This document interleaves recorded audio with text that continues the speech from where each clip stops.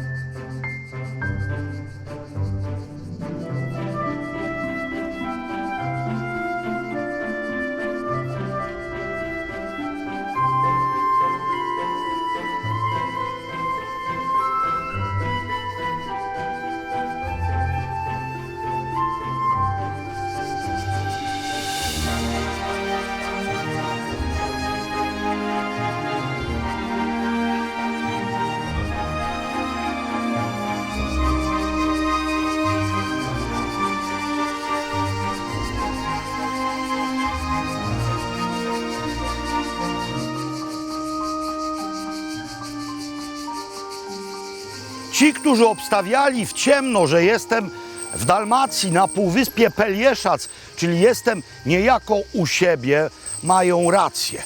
Ale nie popadajcie w trwogę, nie będę was zamęczał kolejną serią odcinków właśnie stąd. Jesteśmy tutaj poniekąd en passant. To będzie nasza baza wypadowa. Dokąd? O tym za chwilę.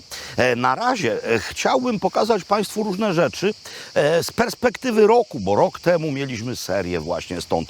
No i na przykład przez ten rok pojawiło się tutaj coś takiego, czyli taka mini wieża widokowa w ramach rozwoju turystyki lokalnej, rowerowej albo też hulajnogowej. Po co ta wieża? No właśnie po to. Zobaczcie, stąd jeszcze lepiej to wszystko o tak objąć, czyli Adriatyk, tam ujście Neretwy i góry. A za tymi górami Hercegowina. I właśnie tam w kolejnych odcinkach się przeniesiemy. Ale na razie pozostańmy tutaj jeszcze przez chwilę. No roczek. Niby nic, ale widzicie, jedna nowość już jest. A jest tu też mnóstwo innych rzeczy, których dotychczas nie pokazywałem. Więc wybaczcie, ale jeszcze w tym odcinku pozostaniemy na Pelieszcu. By zobaczyć ujście Neretwy i Malomore, musicie znaleźć drogę, która wspina się na ten masyw. Ale są miejsca, z których widać idealnie położenie półwyspu, no czyli jak to półwysep otoczony wodą z dwóch stron. No bo tam widać doskonale otwarte morze. Majaczą kontury wyspy Lastowo, dalej już Włochy. A co pomiędzy tymi dwoma masywami? No właśnie to, czyli winnice. Zobaczcie, tutaj już mamy grona. Jakie grona? To za chwilę się wyjaśni. W zasadzie tutaj rzadko mamy jakiekolwiek wątpliwości. Winnice położone dość stromo, ale winnice, które dają doskonałe plony. Właśnie tutaj. Dlaczego? No, o tym już za momencik. Kuna Pelieszka. Jedno z najważniejszych miasteczek na półwyspie, nie mających bezpośredniej łączności z morzem. Jeszcze w latach 20. XX wieku mieszkało tutaj przeszło 700 osób. No ale przyszła II wojna światowa. Włoska okupacja jeszcze nie była tak sroga. Spalono zaledwie kilka domów, ale potem przyszli Niemcy i okrutna dywizja SS Prinz Eugen. Spalono przeszło 70 zabudowań. Zabito wiele osób. Kuna już nigdy nie wróciła do swojej świetności niegdysiejszej. Dzisiaj mieszka tutaj mniej więcej 200 ludzi. Ale nie zmienia to faktu, że jest to nadal jeden z najważniejszych tutejszych winiarskich adresów.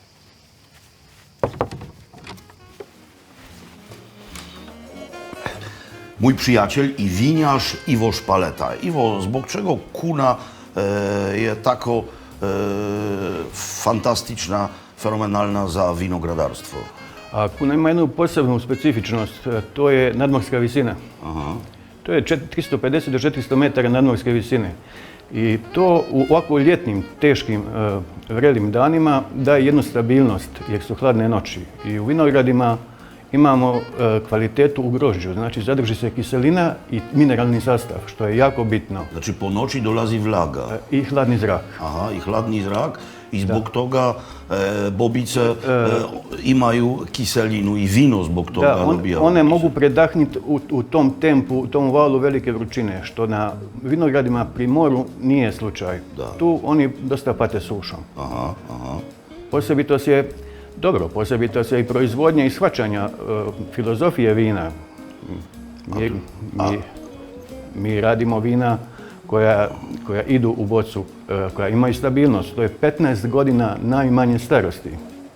I po generacijama ide to. Da. I znači to vino ima duboko žile. Aha. I ono može izdržati ovaj velik val vrućine koji traje po 2 do 3 mjeseca ekstremne vrućine. Dobra, ti radiš vino, tvoj otac tako ili moj djed, pradjed, šukun djed. I tvoj sin bude. I moj sin. I tvoj sin bude, tako to ide po generacijama. Svi smo vezani za vino. Cijeli život je vezan za vino. A reci mi, ja znam što budeš pričati, ali što bi ljudi znali, plavac mali. Plavac mali. 100%. 100%. Moja velika ljubav. I moja. A koliko vinara je u Kune sad? U Kuni mislim da ima 6 vinara sad. 6. Da. I svi su otvoreni kako ljudi dolazu, mogu kupiti, mogu piti, košta i tako. Svaki ima neku svoju proizvođačku filozofiju, svoj pristup, ima dosta raznolikosti i ko voli nek izvoli. Može se naći za svaki ukus nešto. Widzieliście już coś, co postawiono tutaj dla rowerzystów, no więc, no i dlaczego nawet rowerem nie podjechać do jakiejś winiarni i spróbować? No dobra, što? Živjeli. Živjeli. Uzdravlju. Zadruga to po chorwacku spółdzielnia, inaczej mówiąc kooperatywa. I ta zadruga, czyli spółdzielnia, nazywa się Dingacz. I jest to miejsce emblematyczne dla winiarstwa Półwyspu, dla winiarstwa Chorwacji i niegdyś dla winiarstwa całej Jugosławii, a jeszcze wcześniej dla winiarstwa Austro-Węgier, bowiem początki tego miejsca sięgają właśnie czasów austro-węgierskich, bowiem miejsce zostało założone w roku 1902. Miejsce jako spółdzielnia. Dlaczego spółdzielnia? No, mamy tutaj ludzi, którzy mają czasami małe spłachetka ziemi. I w jedności jest siła. Kiedy się zgromadzą, kiedy działają razem dla dobra wspólnego, można znacznie więcej osiągnąć. Można mieć więcej wina, można jakość tego wina kontrolować. No i to wszystko było jasne. Ale przyszedł rok 2008 i ogólnoświatowy kryzys. Również w czasach kapitalistycznych, nowych, ludzie myśleli, że spółdzielnia się właśnie z czymś komunistycznym kojarzy. Zbankrutował wielki operator, który sprzedawał miejscowe wina na światowe rynki. No i została spółdzielnia, a miejscowi ludzie nie potrafili wina sprzedawać. Potrafią wino tylko wytwarzać. Ale na szczęście czasy największego kryzysu już minęły. I spółdzielnia Zadruga Dingacz powoli się dźwiga. A w sprawach winiarskich ma ona wiele do powiedzenia. Na miejscu działa rzecz jasna sklep, ale jest też mała salka degustacyjna, więc można kupić butelkę na wynos, a można też na miejscu wypić kieliszek. Poprosiłem o najzwyklejszego plawca.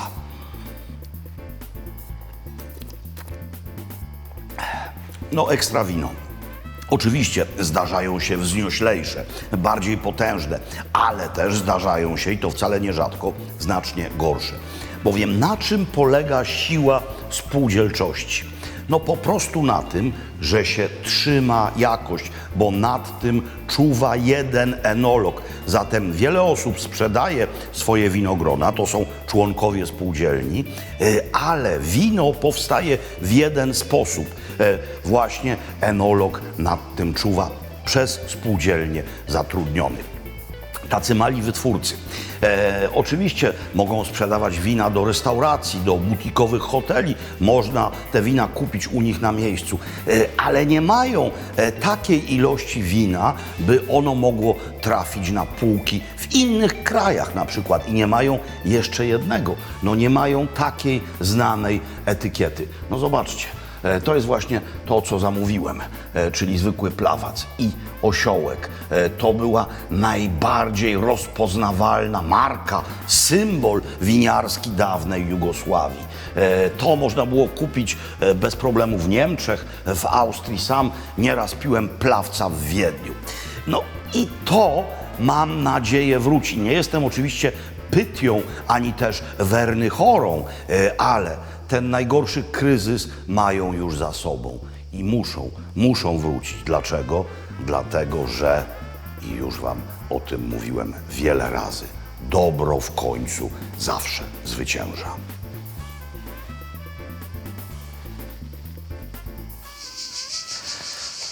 Spółdzielnia jest po drugiej stronie tego pasma, ale najlepsze winnice są po tej jego stronie. No i stąd właśnie osiołek, już zresztą wam o tym kiedyś mówiłem, to właśnie zanim zrobiono tunel, osłami transportowano wino na drugą stronę. Ale tutaj chciałem opowiedzieć również o ludzkiej aktywności, o ludzkiej pasji i o tym, co się wydarzyło, jeśli ktoś miał wizję. No, człowiek imieniem Iwo, a nazwiskiem Skaramucza, był członkiem tejże spółdzielni, ale postanowił pójść swoją drogą. I tutaj właśnie kiedyś wszędzie dookoła rosła śródziemnomorska makia, szuma, jakby to powiedzieli Chorwaci, i on to wykarczował, zasadził winnice. W tej chwili jest ich mniej więcej 20 hektarów, tylko w tym miejscu. No i zobaczcie na to cudowne położenie, czyli stok schodzący bardzo ostro w stronę otwartego morza. Winnice, które niejako patrzą się na Mljet, bo te góry na horyzoncie to wyspa Mljet. I to wszystko tutaj. Rzeźba muflona również, dlatego że w tym miejscu żyje mnóstwo muflonów. I winnice, ale również widikowac, jak to się mówi po chorwacku, czyli punkt widokowy, taki rodzaj altanki, do której zaraz przejdziemy, ale najpierw nasyćmy oczy tym. Zobaczcie. Kamień, głęboko zapuszczone korzenie. Tutaj nie ma żadnych rur do nawadniania, stare krzewy i ta bryza od morza, która niesie słoność, i to słońce, które daje winorośli energię. To jest po prostu teatr, a jeszcze tam, może zobaczycie. Pokazywaliśmy przed chwilą Mljet, a tam Lastowo. Dalej już tylko Italia. Panie i panowie, przed wami Igor Skaramucza, czyli kolejne pokolenie winiarzy i dzisiejszy właściciel tego cuda. Igore, mi smo točno u položaju Dingač. Tako je, mi smo točno u položaju Dingač.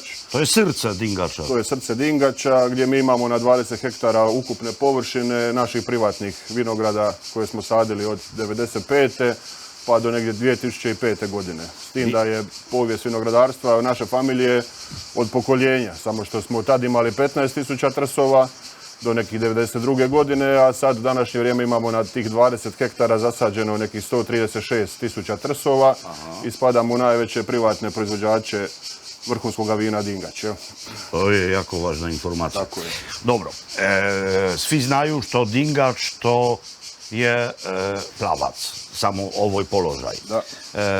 Postup tako plavac i generalno po principu poluotok to je plavac. A jeli imaš i nekakve drugče sorte? Što se tiče Pelješca, na Pelješcu imamo 95% mi plavca maloga. Što se tiče položaja Dingač, tu je samo plavac mali. Da. A što se tiče Pelješke župe, tamo imamo zaštićeno nešto merlota, kojega koristimo kasnije u kupaži s plavcem, jer on plavcu zna u nekakvom umjerenom kupaži dati još veću dodatnu vrijednost. Jel? Ne pijemo sad dingača zbog toga što je vrućina, a to je jako vino za meditaciju. Je. Imamo nešto lagano, znači roze od plavca. Roze od tako? plavca maloga, je. Hladno, puno hladno. Hladno, ljetno vino.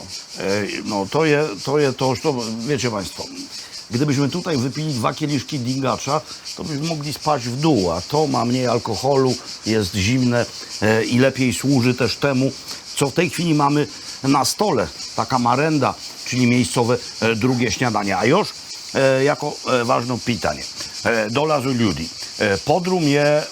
Tvoj podrum je u pijavičini, ale jej mogućnost što bi dođi ovdje, na ovoj Vidikovac, ale treba se prije javiti i dogovoriti. Što se tiče degustacije i potencijalne vinokušnje, prema dogovoru možemo omogućiti vinokušnju i na ovom prostoru gdje ljudi u principu možu steći realnu percepciju gdje je to vino grožđe prije svega nastalo i gdje se to sve skupa uzgojilo, na kakvom terenu, na kakvom prirodi i onda tu kapljicu čaši doživjeti na jedan posebno uzvišeniji način. Jel?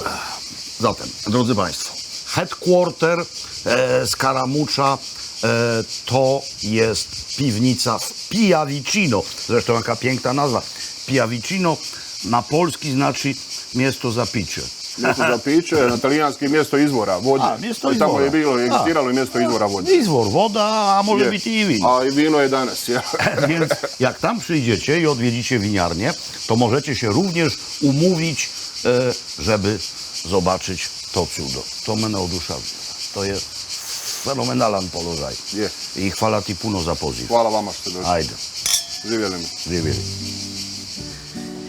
Iwo miał wizję, by górskie nieużytki obsadzić winoroślą, a Igor miał wizję inną, wizję, która też jest już zrealizowana. Otóż wybudował właśnie w tym miejscu, obok domu rodziny Scaramuccia, wybudował mianowicie mikrokamienną dalmatyńską wioseczkę. 4 domki dla 8 osób, basen, na górze kort tenisowy. To wszystko jest do wynajęcia. To wszystko jest w miejscowym stylu i to wszystko jest takie. Ale cóż by to było warte bez tego?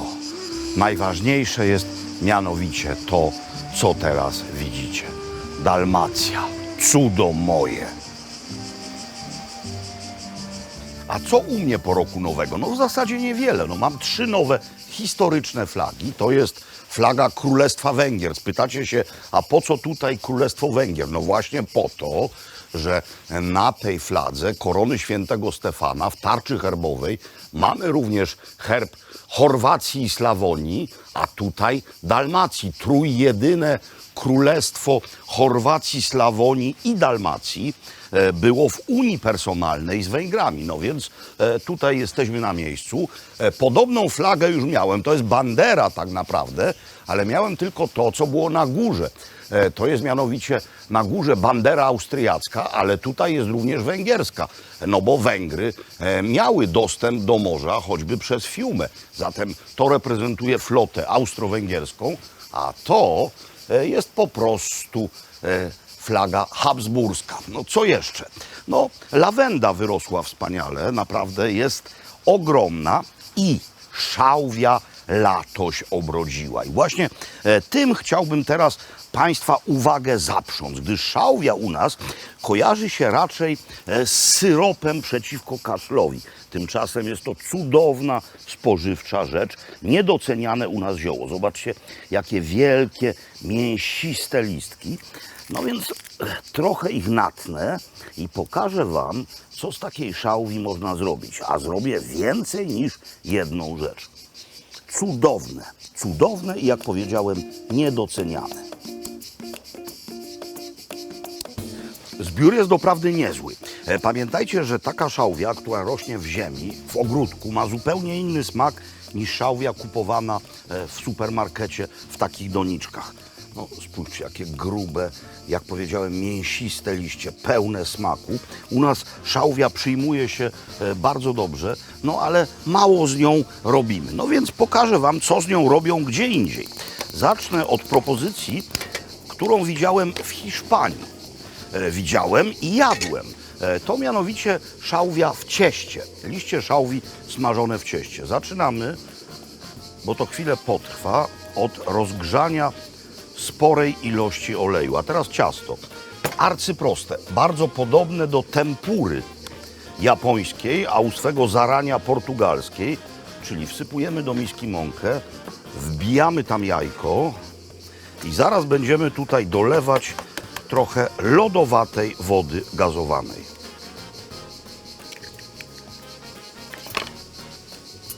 A gdzie jest lodowata woda gazowana? Woda jest gazowana dlatego, że gazowana woda spulchnia ciasto, a lodowata dlatego, że tak właśnie robi się tempurę. To jest ciasto a la tempura, jak powiedziałem. Tempura najczęściej to jest mieszanina mąki pszennej i mąki kukurydzianej. W tym wypadku to jest wyłącznie zwykła, gładka, pszenna mąka. Jaką tempura dla wykonującego ciasto ma zaletę w przeciwieństwie do zwykłego ciasta naleśnikowego? Ano taką, że w tempurze dopuszczalne są grudki, a nawet wskazane. Ciasto dość rzadkie, trochę grudek może być, jeszcze tylko trochę soli musi być i zaraz będziemy smażyć. Teraz wybieram jak największe listki, obciąłem je tak, by miały ogonki. No i po prostu trzeba tylko każdy listek szałwi zanurzyć w cieście i wrzucić na dobrze rozgrzany tłuszcz. Nie za gorący, żeby się od razu nie spaliło i nie za zimny, taki, żeby to w zimnym tłuszczu nie pływało. Nic prostszego. Właśnie w ten sposób. Trzeba to rzecz jasna usmażyć z obu stron, ale najpierw sprawdzić. Tak, jest lekko rumiane i takie właśnie być powinno. Będzie chrupiące, tempurowate i po prostu bardzo dobre. Trzeba sobie wcześniej przygotować ręcznik papierowy i jakieś naczynie, na które całość można, a nawet trzeba wyłożyć. No bo rzeczy smażone w głębokim tłuszczu trzeba z tego tłuszczu odsączyć. Dlaczego zacząłem biegać? No dlatego, żeby to się nie zjarało. Ale się nie zjara, bo już te najmocniej usmażone wędrują na ręczniku. Zobaczcie, jakie fajne, jakie ładne, chrupiące, puszyste i tempurowate ciasto. Oczywiście trzeba to robić partiami i zawsze w przypadku takiego ciasta fragmenty się odrywają i zostają w tłuszczu, więc trzeba je pomiędzy jedną a drugą partią wyławiać, gdyż się przypalą i sprawią, że tłuszcz przejdzie gorzkim smakiem i całość będzie niedobra. Wszystko wyłowione i gdybym chciał, to mógłbym smażyć dalej. Ale resztę szałwi wykorzystam do czegoś innego. Na gazie teraz zamiast patelni garnek, choć patelnia też będzie garnek z osolonym wrzątkiem. Po co? Po to, żeby ugotować coś, co po włosku nazywa się pasta con burro e salvia. Burro to masło, salvia to szałwia i do tego przejdziemy potem. Teraz pasta, czyli makaron. No wziąłem rzecz miejscową, nie w sensie dalmatyńskim, tylko w sensie chorwackim. To jest mianowicie fuzi, czyli rodzaj makaronu z Istrii. Ale tutaj robi się bardzo podobne kluski. One się nazywają żyrnowski makaruni na korczuli. Na czym polega istota i tych, i tamtych klusek? Na tym, że to jest pasta na drucie niejako robiona, na rowerowej szprysze, czyli pusta w środku. Wykrawuje się takie kawałeczki i zawija ręcznie. Żyrnowskie makaruni nie są do zdobycia w sklepie. Można je w knajpie zamówić. Natomiast fuzi, a i plukanci, czyli bardzo podobny rodzaj klusek, z tym, że bez dziurki w środku, są dostępne w postaci pasta fresca, czyli świeżego makaronu w wielu tutejszych sklepach. No więc co teraz? No więc teraz trzeba wsypać kluchy do wrzątku osolonego, jak powiedziałem. Jeśli myślicie, że macie omamy, gdyż przed chwilą był tutaj piesek malutki, a teraz jest pies wielki, to mówię wam, omamów nie macie i nie chodzi tutaj o działanie szałwi wieszczej, która podobno jest halucynogenna. Ten piesek malutki to Krystyna, ten piesek wielki to Ricky macha ogonem, tak, usłyszał swoje imię. To jest pies sąsiadów, on tu mieszka, przychodzi i pełni bardzo ważną funkcję, kiedy nocą skradają się szakale, żeby nam coś wyjeść ze śmieci. On dzielnie broni naszych śmietników i broni też malutkiej Krystynki przed szakalami. A teraz sobie drzemie, gdyż jest ciepło. Dobra, przykrywamy, czekamy, aż się ugotuje. Ja wiem, Ricky, że dzisiaj, chłopie, no trochę cię zawodzę. Wolałbyś pewnie kosteczkę, nie? Wolałbyś jakąś jagnięcinkę albo coś takiego. Nie będziesz jadł szałwi, ale to dla ludzi. Ludzie czasami szałwie jedzą. Śpi, chłopie, śpi. Oj, dobar pas, dobar.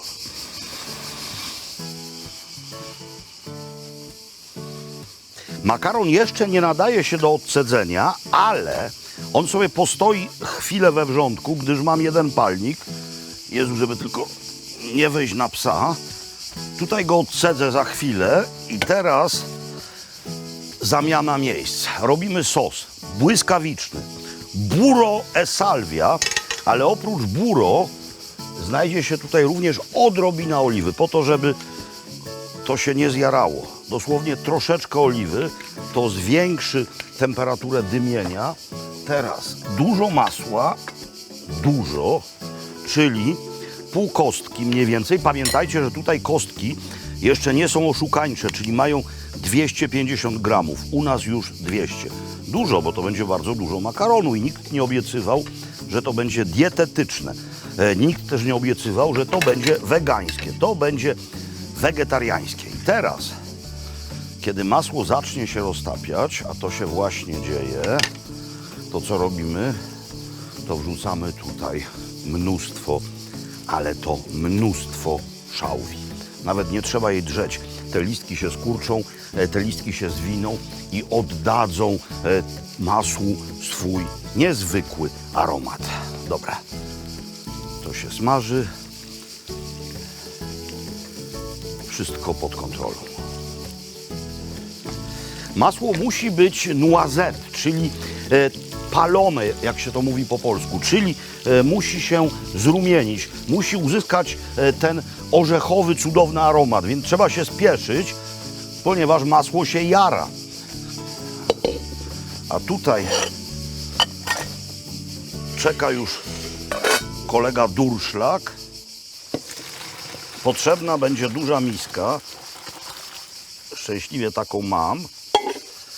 I teraz to do tej miski, jeśli zostanie odrobina wody, nic się nie stanie, przerzucamy i z powrotem biegniemy sprawdzić, co się dzieje z sosem.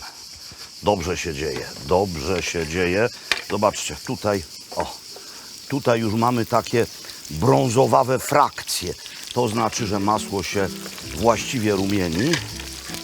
Dobra, za chwilę będziemy mogli to wylewać. Zobaczcie, szałwia też dostała pięknego koloru. Te liście są chrupiące. Dobra, już. Tak, już. Wyłączamy. Wlewamy. Patrzcie, co się dzieje. I dokładnie mieszamy.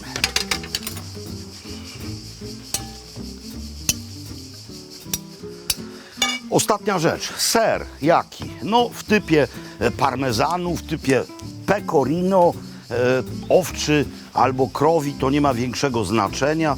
W każdym razie najlepiej świeżo starty ser jeszcze na koniec, kiedy ten makaron jest gorący i kiedy on, mówię o serze, całunem takim pięknym te kluseczki pokryje.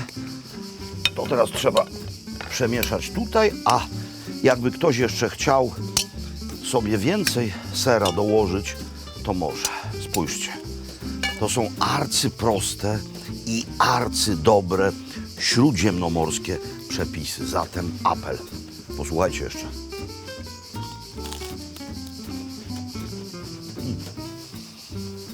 Nie lekceważcie szałwi. Sadźcie szałwie, zbierajcie i gotujcie. Przez cały Półwysep prowadzi jedna tylko droga. Oczywiście ma ona swoje odgałęzienia, ale nie są one znowu aż tak liczne. Droga ta ma wiele zalet. No na przykład takie jak ten widoki. Ale dzisiaj nie przede wszystkim widokami was epatuje, choć one oczywiście są nieodłączną częścią tego krajobrazu. Tutaj chodzi o to, co jest przy drodze bardziej konkretnego, bardziej uchwytnego. Billboardy u nas przydrożne lekceważę całkowicie, gdyż najczęściej dotyczą one składów budowlanych albo też klinik chirurgii plastycznej, a tutaj niemal w 100% chodzi o winiarnie i restauracje. Te billboardy nie są aż tak agresywne jak u nas, są znacznie mniejsze, no i niosą więcej treści z racji tego, o czym mówią. No i jeszcze czasami, jak już nie mamy siły jeść ani pić, możemy przystanąć nie koło jakiegoś billboardu, tylko koło billboardu zupełnie innego, niezrobionego ręką człowieka. To jest billboard natury. Lata oczywiście są różne. Akurat ten, który przeszedł dla oliwy, nie był dobry, bo 35% normalnych zbiorów. Ale szczęśliwie nie zmierzam teraz w stronę oliwnej tłoczni, zmierzam w stronę winiarni. Droga jest tam powyżej. A ta winiarnia nazywa się Mikulicz, tak jak nazywają się tejże winiarni właściciele. Zresztą zaraz Państwa zobaczycie i to w dodatku w komplecie, i to w dodatku przekrój przez generację. Dobar dan. Tri generacje winara. Jest, točno. Znači gospodin Josip, Jest. gospodin Igor, gospodin Antonio i gospodina Adriana. I svi radite vino. Svi radimo vino, točno. Svi smo potrebni da vino bude tako dobro. Znači, dobra, to je logično što u poluotoku to je glavno plavac. Ale imate još nešto više. Znam što, bo sam to pil dosta puta, probal, imate šampanjca, što se radi šampanjskom metodom i tamo je malo grožđa iz Korčule Da. dolazi. Da. Znači pošip, da? Da. I to jako retko se gleda što bi netko tu radil šampanjca. Jest, to je početak. Koja je moja čaša? Evo to. To je moja čaša. Ale ja razumijem što senior i glavni vinar to je gospodin Josip. Jest. Jedno vaše vino se zove Don Josip. Jest, ono najbolje. I ono najbolje. Jest. Ale znači, koliko godina ima ova tradicija, vaša obiteljska tradicija proizvoda vina? Sigurno puno više ja sada imam 85 godina, a to sam ja naslijedio od mojih preci koji su već napustili ovaj lijepi svijet i eto ja sam još tu ostao I znači i prepuštan sad mladim. I znači od vas gospodin Igor naslijedio, a od Igora vi. Ja i Adriana. Tako. Jest, to je nastavak jedne obiteljske tradicije, familijarne tradicije. Znači, moj otac je cijeli svoj život se bavio vinovom lozom, a vino je radio za naše restorane. Aha. I to vino nigdje niste mogli kupiti, jedino kad ste došli na objed ili na večeru. Da. Međutim, kako je Antonio završio studij i želio je tu familijarnu tradiciju nastaviti, i to je bio razlog da prije 4 godine otvorimo ovu malu butik vinariju. I sve što je naučio o vinu, naučio je od svog djeda. I zato ono najbolje vino koje imamo, a to je Don Josip, želio je da nosi njegovo ime jer je sve naučio od njega. I eto, to je nastavak, još jedanput kažem, jedne obiteljske tradicije i ta naša vina su posebna, ona su malo drugačija od drugih, jer što on želi raditi vino onako kao što je moj otac radio prije 60 ili 70 godina. Ja moram malo pričati na polski, oprosti. Widzicie Państwo, tradycja to jest po prostu również pochylanie się nad tym, co było. To jest branie tego wszystkiego, co najlepsze od naszych ojców, od naszych dziadów i właśnie tak się to szerzy, tak się to tworzy. To, jak powiedział Igor, na początku bardzo mała produkcja, teraz już otwarta konoba, otwarta piwnica, gdzie każdy może przyjść i tego wina spróbować. Ja myślę, że to moramo pogledati malo i unutra. Da. Okej? Naše vino, što je najvažnije i najinteresantnije, mi smo sigurno jedini u Hrvatskoj čije vino dozrijeva u slami. No, dobra, to budemo To budete to unutra gledati. pogledati. Okej, ajde, idemo. Piwnica w tamtej części pełna, no ale nie o ludzi nam tutaj chodzi, tylko o to, o czym Igor wspominał. Melažiš, slama. Slama, da. Zbog čega? Zbog čega? Slama je najbolji prirodni izolator i vino ne voli promjene temperature. Da. I tu naše vino leži između 10 i 12 mjeseci. Tilko tu flašku svaki mjesec zarotiramo za 90 stupnjeva. Dobro. I nakon 12 mjeseci to vino je gotovo spremno za pit. No dobra, jedno to je stabilizacja tekućine, Jest. ale Ono još dobija malo jedan buke, dobro. jedan buke, Aha. jedan poseban miris. A, nevjerovatno. Jest. Isto, Evo, pogledaj. isto, to se osjeća tu, bo tu Jest, u zraku je miris slame. slame i osjećam to i u čaše. Jest, točno. Dobra, a imam još jedno pitanje. Tko drži ključ od ovoga banka, od ovoga trezora? Od ovog trezora drži ključeve samo žena. Samo to žena. To je normalno tako i u nas. I tu se nalazu naša najbolja vina, koja imamo i najstarija. Dobro, ključ nije mali. Nije mali. No i pamiętajcie, że życie również polega na tym, że rzeczy teoretycznie oczywiste człowiek odkrywa na nowo. No i właśnie odkryłem znowu jedną oczywistą prawdę. Mianowicie człowiek się całe życie uczy. Słoma i wino. Tego połączenia nigdy wcześniej nie widziałem. Winiarnie rzecz jasna podają to, co same wytwarzają, ale można również znaleźć miejsce, w którym próbuje się wina od różnych producentów. Zresztą nie tylko z Półwyspu, również z całej Dalmacji. To nie restauracja, tylko coś, o co w tym wypadku chodzi. Bar winny. Nazywa się on Peninsula i mieści się, tak jak wszystko tutaj, albo prawie wszystko, przy głównej drodze. Zamówiłem kieliszek czegoś niezwykle potężnego, zatem mam do tego drobne przekąski, sery, szynkę, pomidory, oliwki i chleb.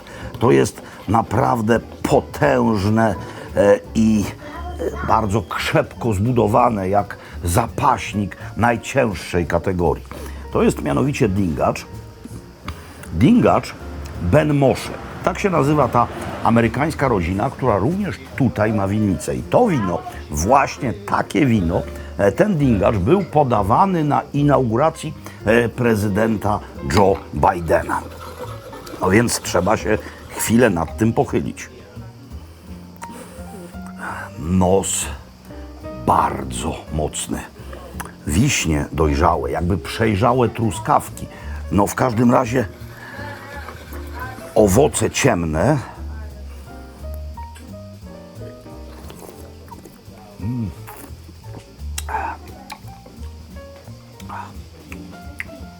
W ustach prawdziwa symfonia, jakby sam Herbert von Karajan dowodził orkiestrą. Ale co ważne, jest w tym potężna kwasowość. Tak, to ma pewnie z 15,5% alkoholu, ale ma kwasowość. Zatem to nie jest kompot z alkoholem. To jest wino bardzo krzepkie, doskonale zbudowane. Ma świetne ciało, ale ma również to, co wino mieć powinno. No i tak sobie tutaj czasami przychodzę, zamawiam kieliszek wina i rozmyślam nad czym. No a nad czym w takiej sytuacji można rozmyślać? No wyłącznie nad pięknem tego świata. Pokazywałem Wam dzisiaj różne rzeczy na Półwyspie, przeważnie takie, które leżą przy drodze. No ale teraz widzicie drogę, której samodzielnie nie pokonujcie. To była droga dla najbardziej wytrwałych. Droga, którą prowadzono osły objuczone winnym gronem.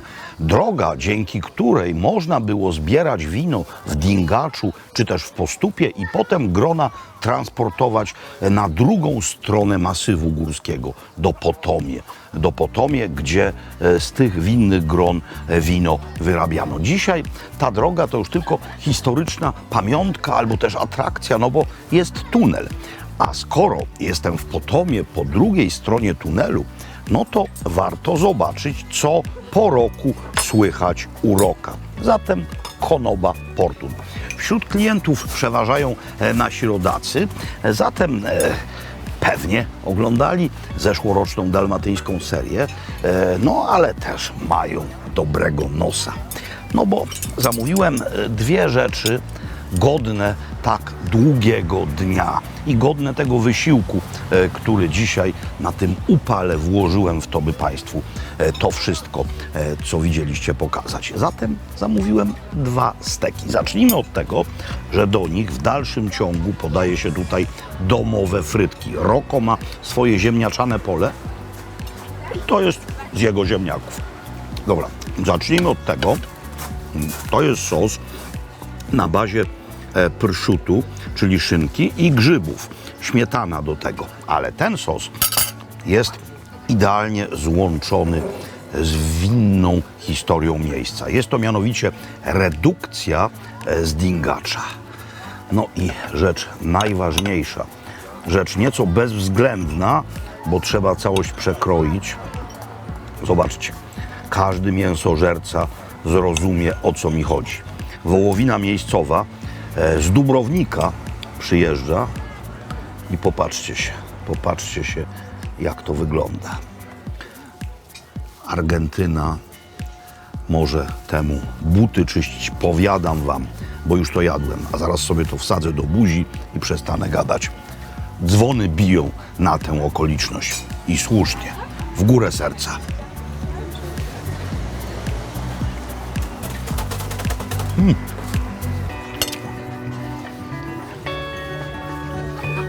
Fajne.